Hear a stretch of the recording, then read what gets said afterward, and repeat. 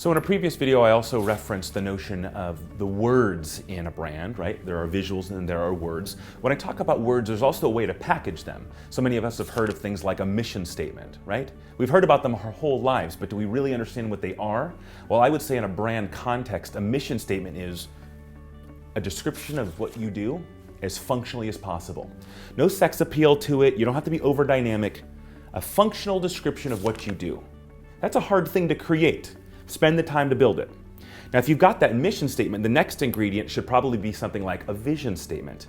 And I like to say that vision is short for visionary, right? That means big and audacious and beyond what can be measured, right? If you look up what Nike or Apple promises in their vision statement, there's no measurement. They don't say I'm going to sell X number of shoes or provide this type of customer service. They're talking about intangible goals.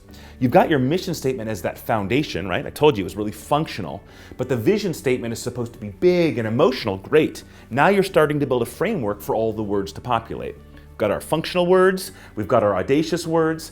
The words in the center are called brand positioning.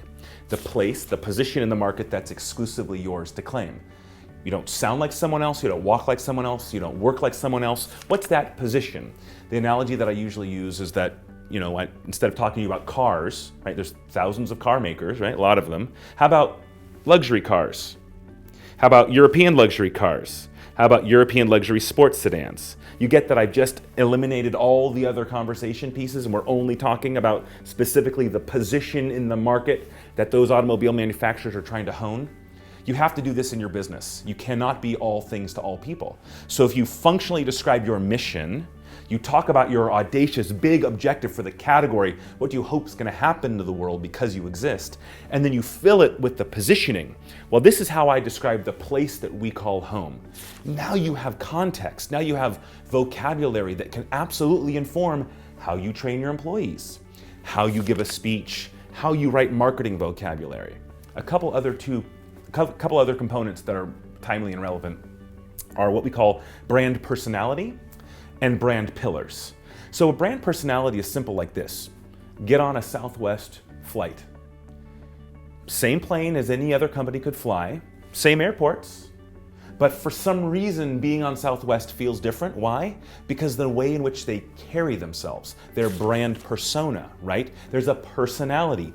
Every brand, pick any brand in your life, Coca-Cola, Pepsi, Ford, it doesn't matter. You can create a human character. You can kind of draw that character. Well, do the exact same thing for your business. Decide how you want to carry yourself, how you're going to make people feel when they're in your presence. That's the personality. The last piece in this clip is specifically about brand pillars. Pillars are the foundation. Let's just say that you're a really ethical business. You might sell shoes to the masses, but ethically. That is a foundation to the construct that I talked about, right? Your mission is going to be built on a foundation, then your position, and then your vision. All right, well, what are the things you're always going to stand for, no matter how the market evolves? So you can see that if you've got your pillars, you've got your mission, your positioning, and your vision, and then you wrap it in your personality, now you have context. Now you have vocabulary, now you have understanding, and these are the things that make a great brand strong.